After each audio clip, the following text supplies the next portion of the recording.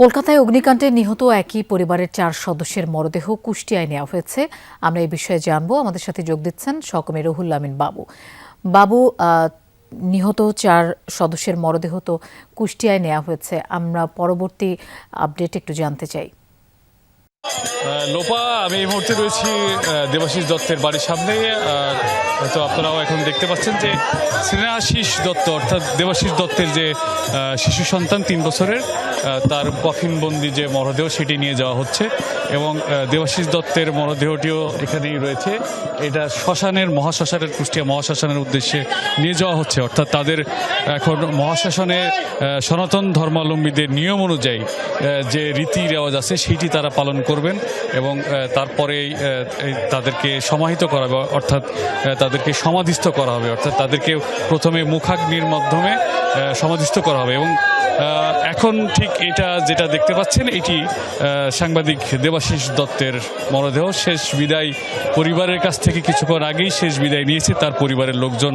কফিনবন্দি অবস্থায় তার মুখটা শুধু দেখতে পেরেছে এবং কান্নাজড়িত অবস্থা এবং শোকাহত অবস্থা, একেবারে পুরো এলাকা থমথমে অবস্থা।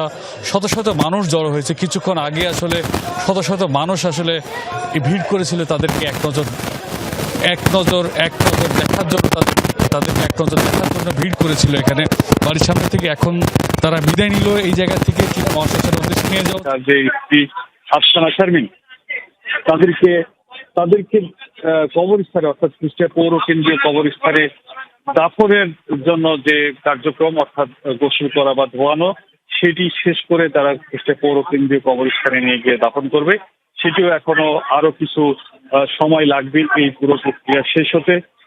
এবং মূলত দেবাশিসের বাড়ির সামনে থেকে এখন আমরা যেটি দেখাচ্ছি, এখন শেষ বিদায় নিল, অর্থাৎ সন্ধ্যার পর থেকেই কুষ্টিয়ার স্থানীয় গণমাধ্যম কর্মী সহ এবং আত্মীয় স্বজন যারা যেখানে ছিল তারা সবাই এসেছে এবং এক প্রকার শোকাবহ অবস্থা। একেবারে শেষ বিদায়ের বেলায় আসলে এইরকম পরিবেশ আসলে আমাদের জন্য অনেক কষ্টকর বা দেখার মতো অবস্থা না। আসলে তারপরেও মেনে নিতে হচ্ছে বা হার মানতে হয়েছে মৃত্যুর কাছে।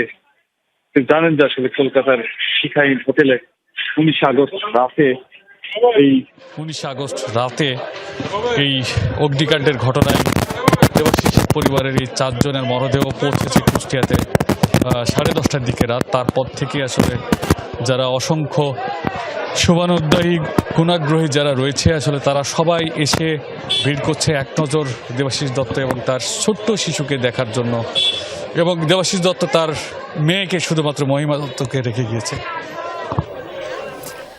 বাবু, আপনাকে ধন্যবাদ আমাদের সাথে যোগ দেওয়ার জন্য।